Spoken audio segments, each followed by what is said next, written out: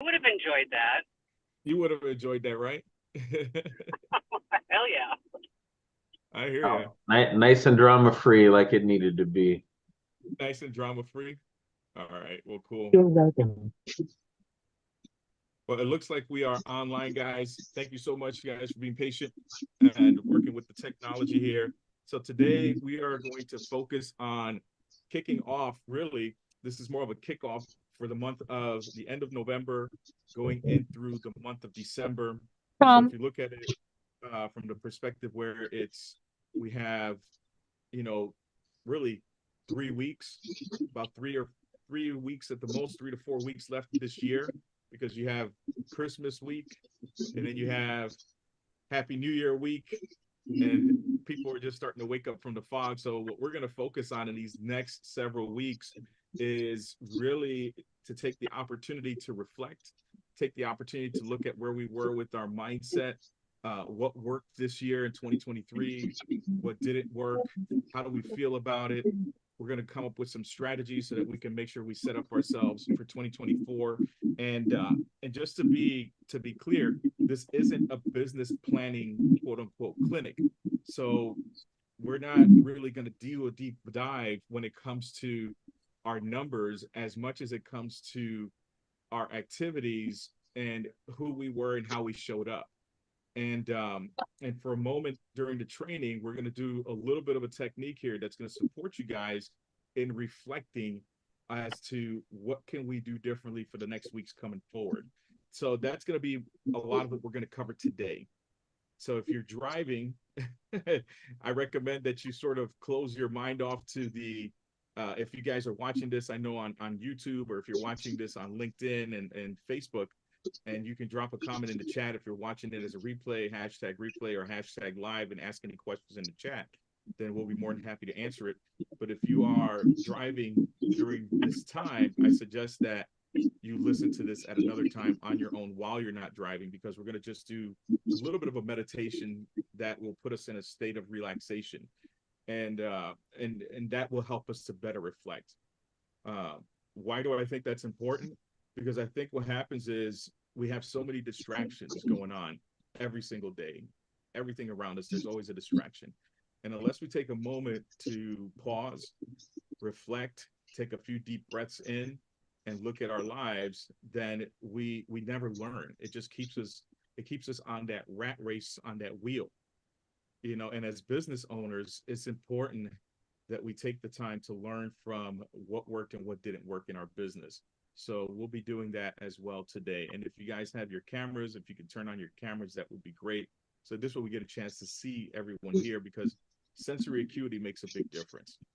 Hey, Anthony, can you mute yourself? Because you're getting some feedback that's coming over, drowning out Rob. All right, we got him there.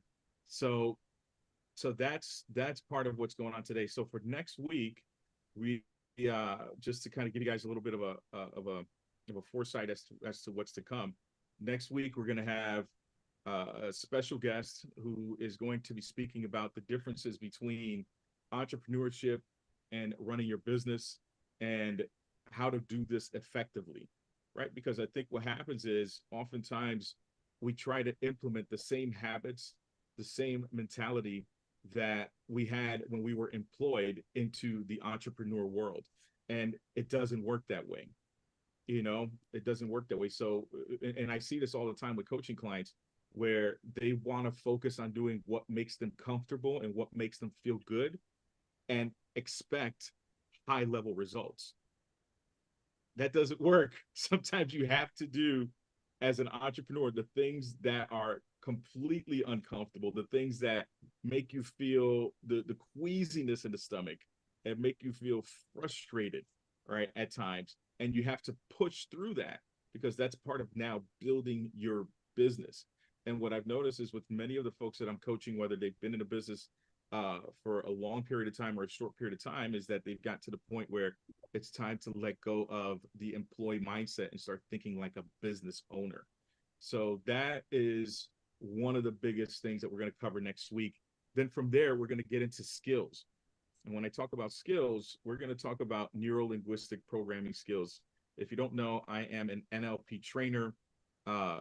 for those of you guys who are interested in NLP certification, that starts next week on the 5th. That registration is closed off. The next certification we're going to be doing for real estate agents only is going to be in March. But what we're going to do is March of 2024. But what we're going to do is we're going to cover some of the topics that we will be discussing even next week during the practitioner certification that will help us with our mindset, and it will help us specifically with our skill set.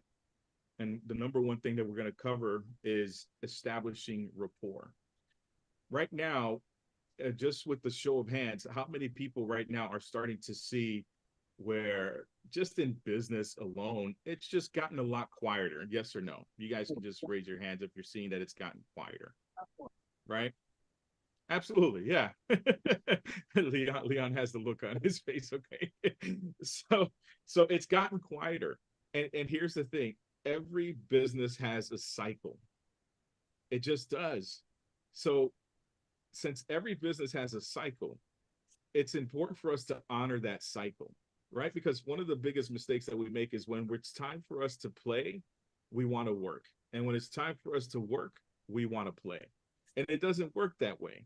It's just, you got to honor the cycles. So right now, this season, and this happens every single year, October, November, December are the times during the year that things start to quiet down.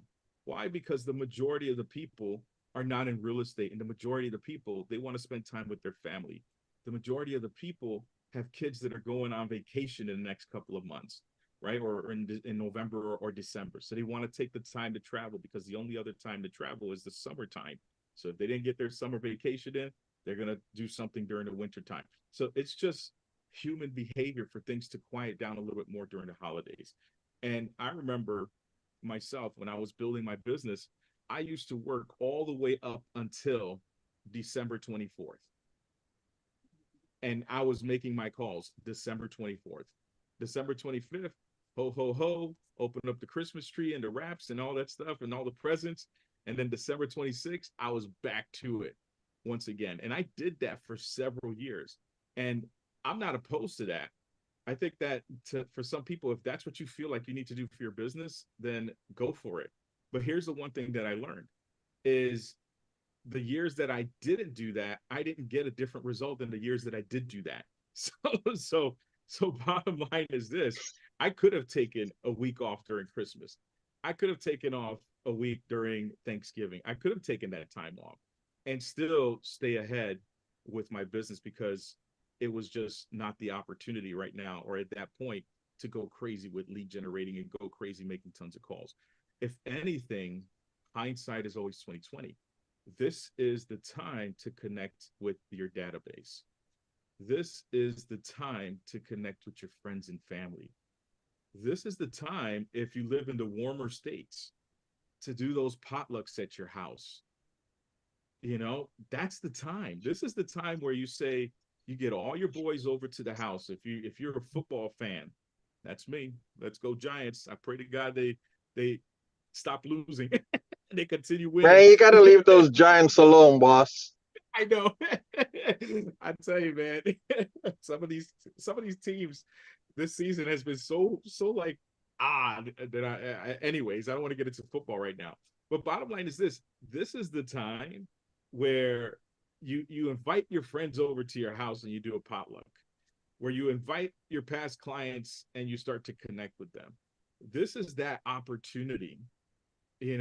How many people had friends, family, or even clients over for dinner for Thanksgiving? Oh, look at that. I guess I have some sort of automatic feature in Zoom where if I raise my hand, it puts me for raising my hand. But bottom line is this: if you didn't have friends, family, or past clients or anybody over for dinner, then hey, that's cool. That's your prerogative. But just know that there were people that had no place to go. There were people that had nothing to do. And think about it, all those clients that you worked with this year, they're new to the neighborhood. Maybe some of them are new. So they just moved in and they have no friends, no family members in that new community or anything whatsoever. So what do? maybe they wanted to spend time by themselves, or it would have been a really cool opportunity to build that friendship and to connect with them. So I say all that to say, take advantage of November and December, right? We're done with November. Take advantage of December to connect with people as much as possible. Trust me, it's gonna pay off in dividends if you do that. Okay, so those are the things that we're gonna cover in the next few weeks, and other NLP techniques as well too. Does anyone have any thoughts, questions, or feedback so far as to what we've covered in here? Anybody? What's been your experience? Who can share what their experience has been in the last couple of weeks? Because here's what I know. If you don't rest now, if you don't take the time to recuperate and recharge your batteries now, once we hit January, January is a big training month. February is time to definitely make sure that we're putting our grind back on, or door knocking, or whatever it is that we're doing, because if we don't do that, if we don't take the time now to recuperate, then we're going to be exhausted even more in January and February. But we need that energy. So anybody? Nah, Thoughts? I'm out of cycle because I took the summer off pretty much. But while I was Good for gone, you. yeah, while I was down in Texas or whatever, I was still working the database, setting stuff up. So I'd put things into place so that when I came home, I jumped into what I always call my end of year role. And I do that knowing there's stuff that won't close in December, but it rolls me strong into January. So I was actually behind the power curve when I got home, but knowing what I had to do to make up ground, I've been on the hustle. So normally this would be the quieter time for me to get stuff done. I've been slammed. You've been slammed. Yeah. Good for you. Good for you. Well, Seattle's been good for you, man. You know, definitely. Anybody else? Thanks for sharing, Leon. Anyone else? How's it been for you in the last couple of weeks, and even now? What's your, if you have a December routine that has worked for you over the years? Because for those of you guys who are watching, this group is a veteran group. Not only a veteran group like literal veterans, but it's a group of people who've been around for a while as well too. So for those veterans who are on this call, thank you for your service. But there's folks that have been around for a long time as well too. If you have a routine, what routines do you have that you can share with Mine, us? well, me, Say again. for me, it's kind of half and half. Like I took all of Thanksgiving. For me, it's half Mm-hmm. and half. Like I took around the holidays, I take a lot of time, but I'm still working. Like I just did an inspection today. I got another property I'm looking at from a buyer who I call this one. She says, "Hey, this just came up. I got another buyer. The buyer seller been working on, and I'm going to go look at his property on Thursday." So it's making calls, but yeah, around the holidays, man, I spend a lot of time with family and friends.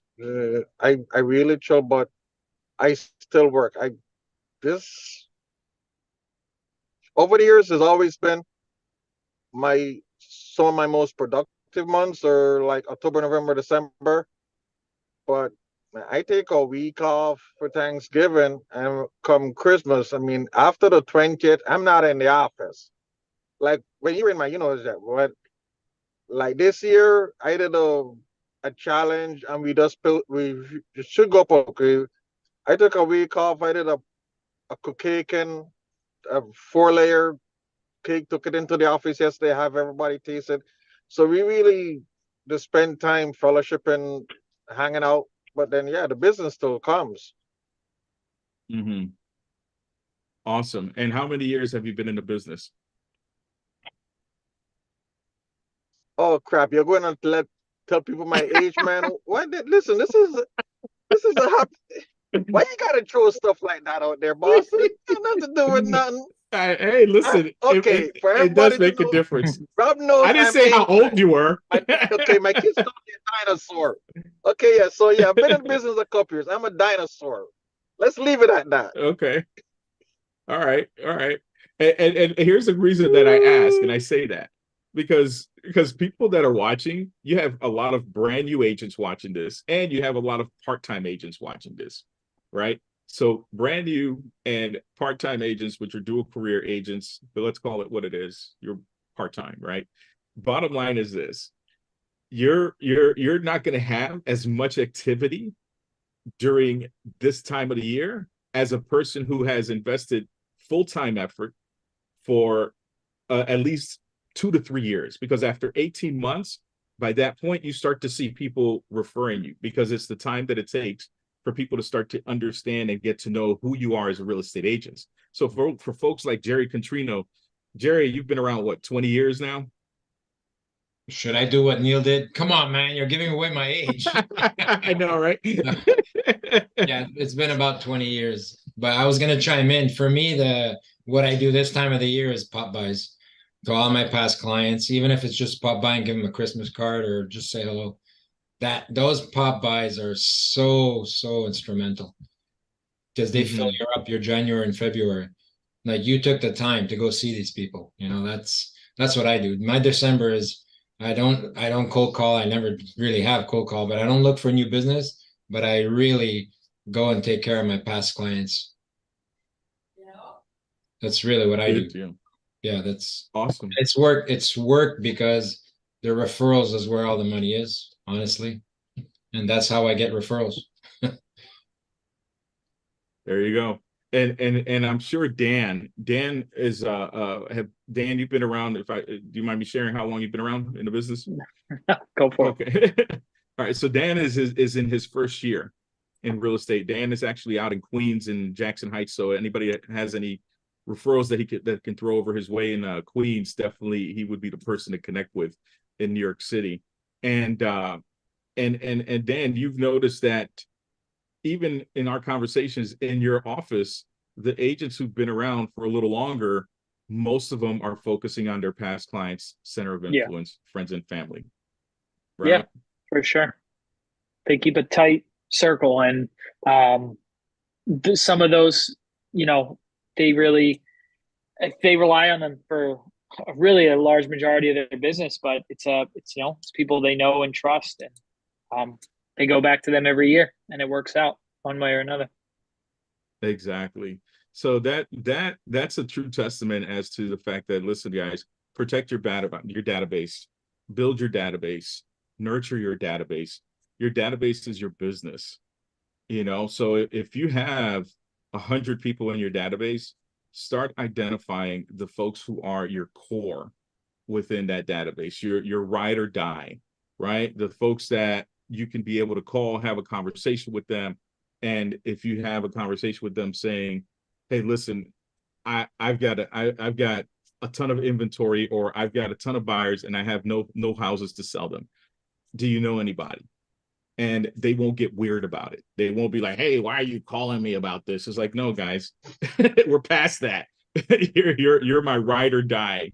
You're my buddy. You're my friend. You should know that I've been in the business for God knows how long and what my efforts are. We've got to start building that. And if we haven't, let's start focusing on building that for ourselves. Okay. So we're going to jump into some more in-depth techniques in the next few minutes. So I'm going to cut off the feed.